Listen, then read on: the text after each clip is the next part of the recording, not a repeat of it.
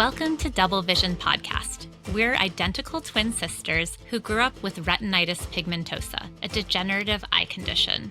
I'm Jenelle, born 4 minutes earlier, so naturally I get to go first. And I also work as a therapist, so I'm drawn to stories of healing and resilience. And I'm Joy. I work in the field of education, and I'm also a writer. I like to bring a creative lens to how we talk about blindness.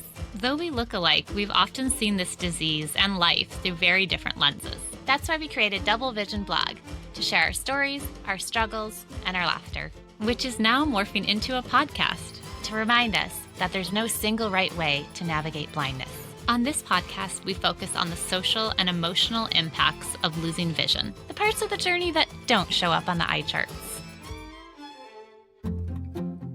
Hello, welcome. This is Joy, one of the co-hosts of Double Vision Podcast. And today we are talking about a topic that is leading us into the holidays, lots of family gatherings, and that is the topic of belonging. With that comes a term that we've written about on our blog before called belonging uncertainty. And that's really the feeling that some people experience of kind of questioning whether they belong, especially in certain spaces when they're part of a group that's maybe not part of the norm. I don't know, am I describing that correctly, Jenelle? Yeah, I just want to add that belonging uncertainty is something that all humans experience. It's not just the blind and visually impaired community, although I do find in my work with clients adjusting to vision loss, this is a topic that comes up for many people because it's something as our abilities change and shift and the way we interact and relate to the world around us changes, we often question that, and we often have experiences where we don't feel included or we don't feel like we belong. And I remember, Joy, when we were first researching this topic for a parent training that we were giving for parents of blind youth, we did some research on how people define belonging uncertainty. I recall belonging is the feeling you get when you're somewhere you want to be and you get the feeling that the people around you want you there as well. And so that's just that sense that sometimes it's not always with words, but we can feel when people are being more inviting or inclusive or they want us there. And we can also sense so incredibly quickly when someone's giving us the cold shoulder or when maybe our needs are met. Like I've had it before where it's like I arrive somewhere and they're like, oh, here's this, here, let me offer you a beverage, and my needs are being met. And yet I'm still getting this sense of not feeling really invited in or welcomed in. So there's a difference. Yeah. And it's funny, just yesterday in yoga, I kind of laid my mat out and this is Joy, and I went back out to the lobby and the teacher said, oh, would you like a position primer? And I said, oh, like, what's that? I thought maybe it was like a prop, like a block or, with extra things. She's like, oh, no, just, it's for me to give you a little glimpse onto some of the poses that we're going to be doing. She's like, I just named it that. And she was just being really funny. And I didn't feel like, there would have been this other scenario in which she could have said, oh, do you want me to show you some of the poses because you can't see and I don't like it? She just said it in such a funny, natural way. And I was like, oh, sure, I'll take a posture primer or whatever she called it. And we were just laughing about it. And I think sometimes that can be really inviting when somebody says something in a creative way or just, again, in a welcoming way. Because I do sense that, and we've, talked about this a little bit, Jenelle, and written about it and read about it for years, that there are just certain spaces where you don't maybe expect to see people with vision loss. I know I first came across an article written by Will Butler back in, probably 2014, I think, when he covered South by Southwest, the big music festival in Austin, and he covered, blind at South by Southwest. And I remember, wrote about how there's certain spaces, large concerts and things in public where you just don't necessarily expect there to be many blind people, or where you show up with your cane and you're like, gosh, I really feel like I stand out here. And I've wrote about it then as a mom going to dance competitions and really feeling like, gosh, a blind dance mom, somebody who's at these competitions, you just feel like you stick out more. And I think you've experienced that from what I remember, Janelle, like even going to your kids' sporting events and things. There's just certain places where your sense of belonging is a little bit more questionable. Definitely. I've had that experience where I'm just feel very watched or like I stick out. And I know I've talked to many of my clients about this sense of like where are the places where they feel there's this natural sense of being included and where are the places where they feel like they're all eyes are on them. And also a sense of being included in what's happening around us. I know for me, even recently, our son was getting his hair cut. And so he's old enough now where my husband and I can kind of walk around while he's at the barber shop. And we walked into a bar across the street, and there was a really exciting baseball game going. And because of how noisy it was, and there was no voiceover audio descriptions on the TV, I really did not have much of a clue of what was going on in this baseball game until people would cheer and I'd be like, okay, yay, I guess the Mariners got a run or something. I would get a sense of what was going on, but really had this sense of missing out. And then just 5 minutes later, we walked back, picked our son up from his haircut and got in the car and turned on this baseball game.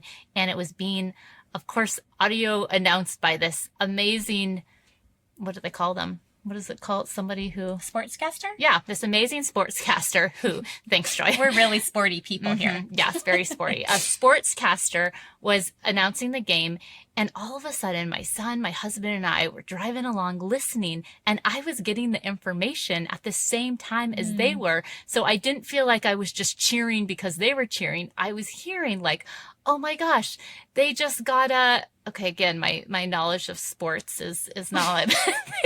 Home run? Yeah, they just got up, but it was bigger than a home run. It was called a grand slam. I think they even called it a grand salami, and we were all cheering and so excited. And I just felt this sense of belonging and this immediate, like, oh, I know exactly what's going on. I'm hearing this at the same time. And it just reminded me of how much these differences can change how we experience life and how we experience belonging.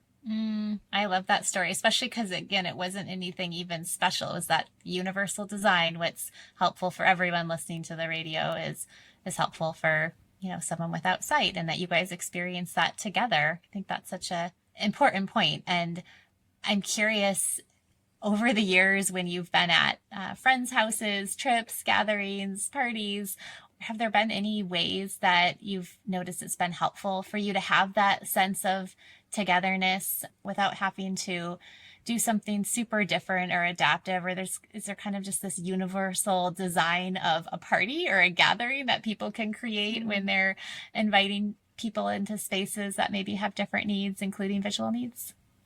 I think just taking some time to think about what the needs are of your guest. I mean, whether it's a guest who is using a wheelchair or accesses the world in any different ways, it's always helpful to think of what are going to be the needs of the people who are attending my gathering and what are some things that are going to be inclusive for everyone. So if someone is hard of hearing, for example, are we going to play a game that involves a lot of whispering? Probably not. Or are you going to say, let's all play Pictionary when there's someone in the room who can't access that game visually? So I love in our family, because we have a really fun, big family, like we've mentioned in previous episodes. And so we've gotten creative over the years of just games that involve everyone, lots of laughter, or if there's an element to the game that isn't as accessible, we can be on teams, or we can have someone whisper, or you can use your meta glasses. Like there's different ways to make things accessible. And I think in the past, I just wasn't aware, or maybe wasn't willing to try out some of those things. I know you're the first person, Joy, who introduced me to audio descriptions when you first wrote about going to the movie theater and asking for a headset for audio descriptions. So can you tell us a little bit about that? Yeah, it was back when we lived in Illinois. So definitely, gosh, probably the early 20 teens. And I think the movie was Paddington or Paddington 2. I'm not sure which, but I remember going to the theater, and it was kind of a newer thing to be able to ask for this headset with audio descriptions. And for a while there, it was like I would get the headset, but I would constantly have to go back and, oh, it doesn't work. Or they did. Yeah, I think they have it pretty dialed in now where you go to a theater and you can count on it. And in the past, people really have been like, wait, are you sure you're not looking for captions? You want it louder? I'm like, no, audio description. So for those of you who have never experienced audio descriptions for a movie or TV, it is something where basically there's kind of this overlay of a description, and it's basically describing anything that you couldn't gather from the dialogue or gather from information. I mean, some of them get kind of funny. Like my kids always have audio descriptions on now, even when I'm not home. Sometimes I notice my family still has that setting on the TV or movie that they're watching, just because I think they've said that they kind of pick up on details that they missed before. But I think they're just so used to having them on, it doesn't bother them. And when it's done well, it's pretty seamless, right? It's like they're not talking over the characters. It's not super loud. It's just enough like having a little narrator, but sometimes they are kind of funny. Like there's this one show we were watching. Every other description was shining eyes. He said with shining eyes. Oh, and she hugged him with shining eyes. And it just became this family joke, like the shining eyes. And it was, pretty funny. But I do appreciate that my kids think of that. And even now our extended family, like our aunt hosted a movie night a couple weeks ago, and she reached out and said, what can I do to make this accessible for you? And it's like, oh, we were able to tell her about audio descriptions, and she found the movies that offer those, because there's some older movies that don't. But it's definitely something that, with planning and preparation, it can be really seamless. And I think that you mentioned that too, Jenelle, of just kind of thinking ahead. Yeah. It takes a little extra effort, but it can also be creative and oftentimes end up more fun than if you hadn't considered, or if you hadn't tried to make a game a little bit more creative, a little bit more goofy, can actually create some humorous situations that everyone really enjoys. And it becomes that universal design that we tend to mention a lot, of just something that is enjoyable for everyone.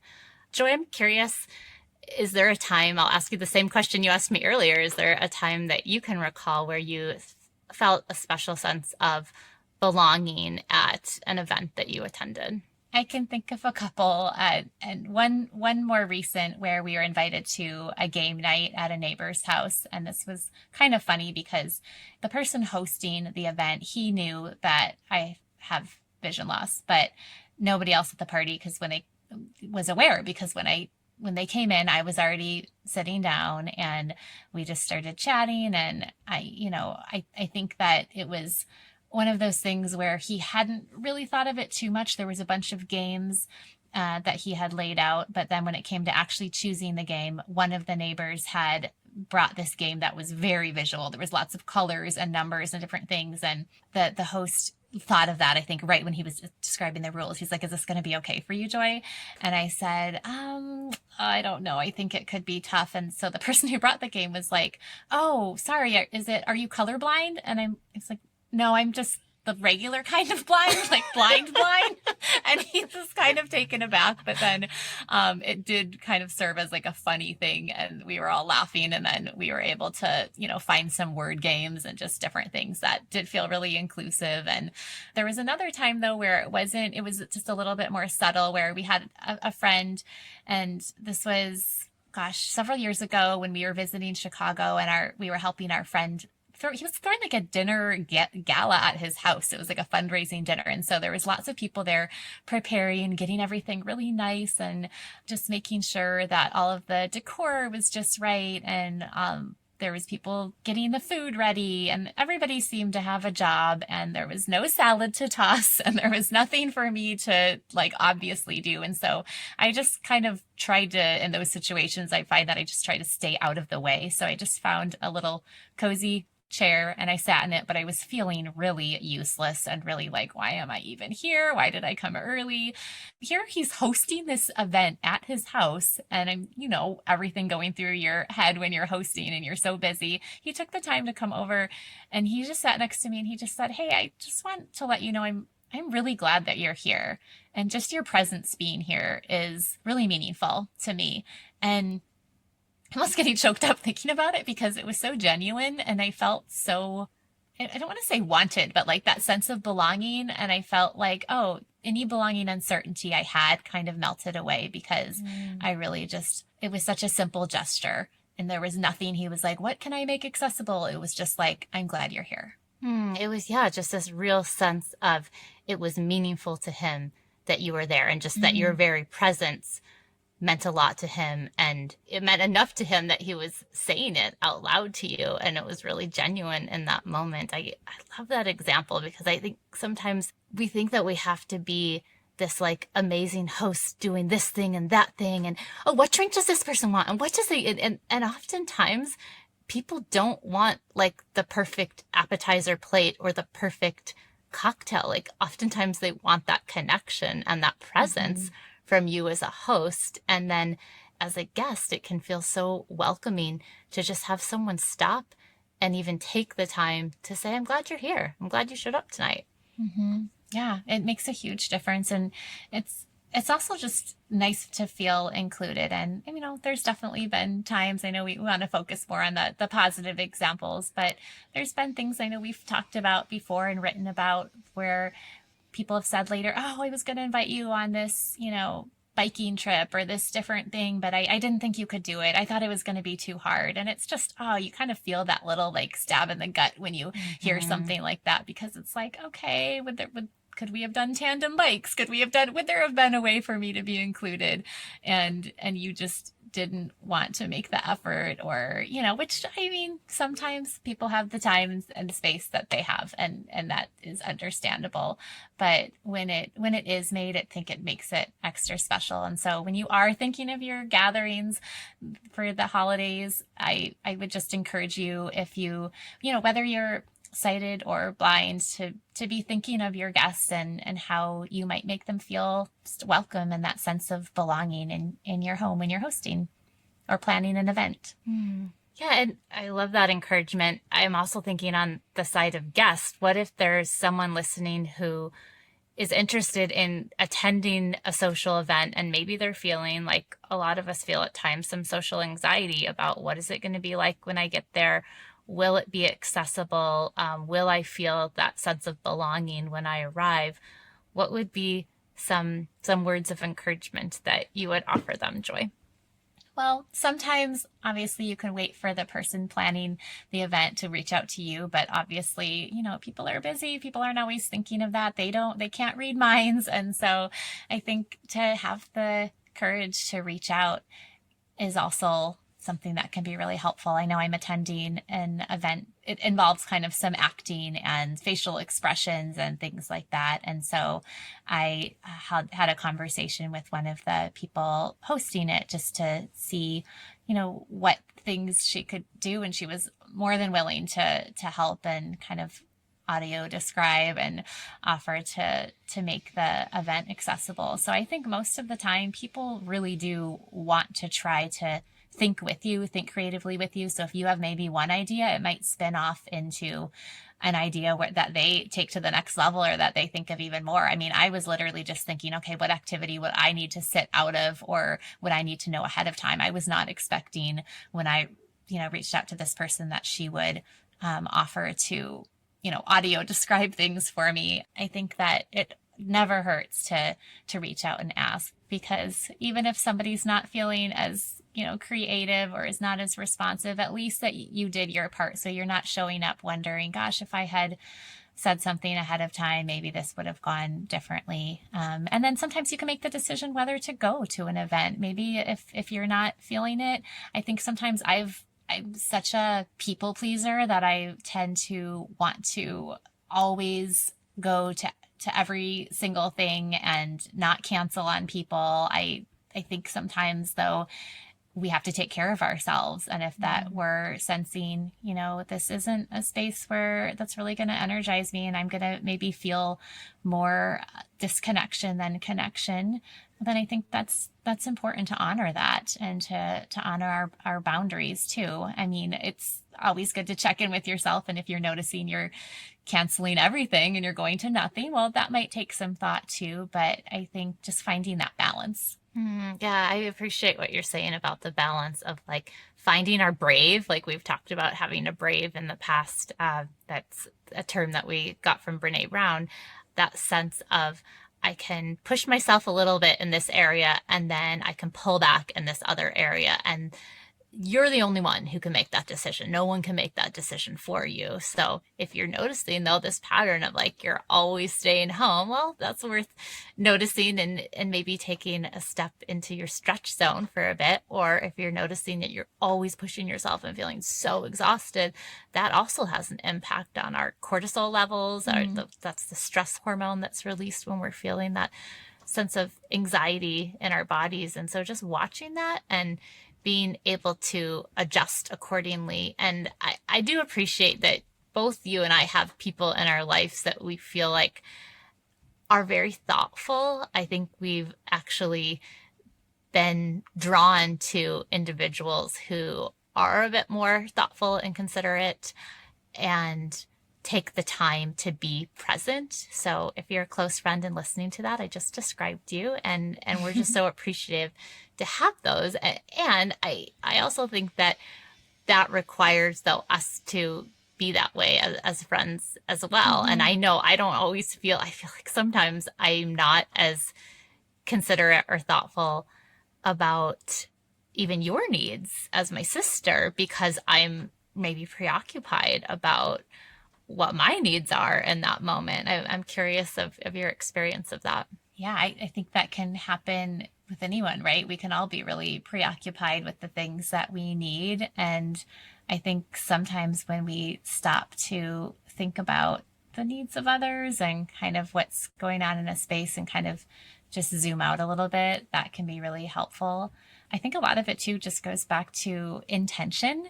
And I know there's the book, The Art of Gathering, and it's been a while since I've read that, but I was thinking I want to pick that one back up just because it really is about the intention behind a gathering that you're planning. I know you've planned some wonderful gatherings in your home, Jenelle, and I think that it's something that sometimes people think, oh, you have to like be so fancy or have all these different things that you plan that, cost a lot of money or that take a lot of time. And sometimes it's just sitting down to really think about your intention for that gathering. And I know that you've, planned some grief circles, different things I've been a part of that just have a lot of intention to them and end up feeling really connective.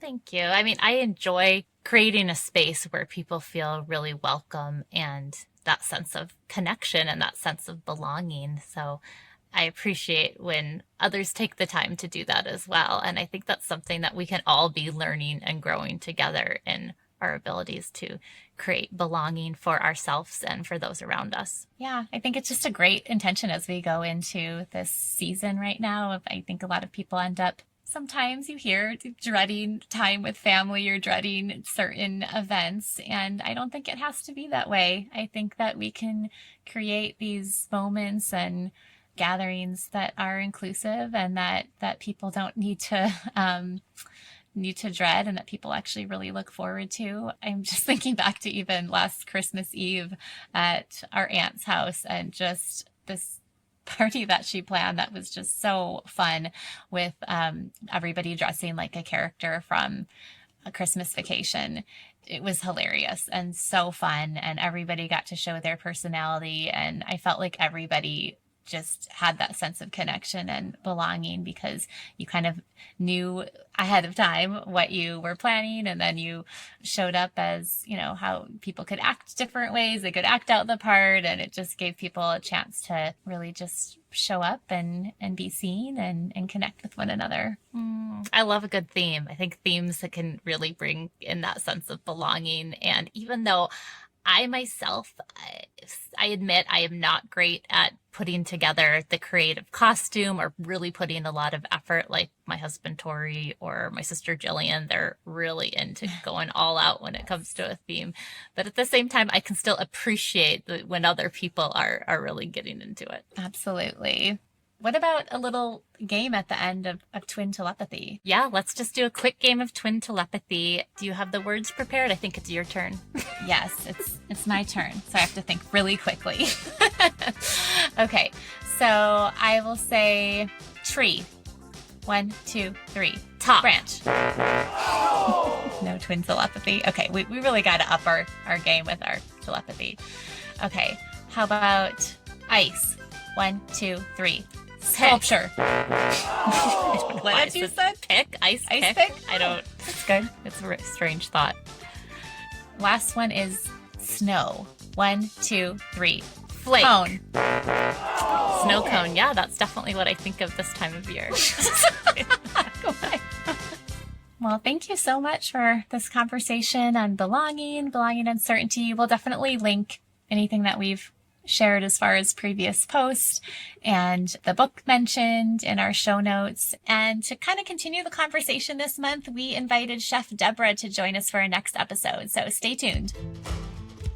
Thank you for listening to Double Vision Podcast. If you found this valuable, we'd love for you to leave us a review on the podcast platform of your choice or subscribe on YouTube. We'd also love for you to keep in touch with us on social media, Facebook, Instagram. And if you have an idea for an episode or something that you'd like to process, please feel free to leave us a voice message at 949-414-8336. or send us an email at mail@doublevisionblog.com. All of this is also listed in the show notes.